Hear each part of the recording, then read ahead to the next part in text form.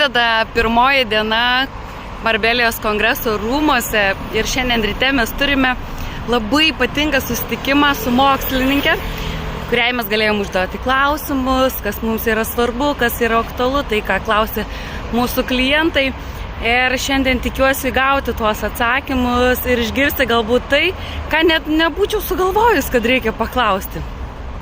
Tad aš tikiu, kad laukia labai įspūdingas rytas, mes turėsime daug gerų žinių ir aš labai tikiu, kad ir jūs norite tai išgirsti, tai būtinai viską užsirašysiu, susikonspektuosiu ir su jumis pasidalinsiu.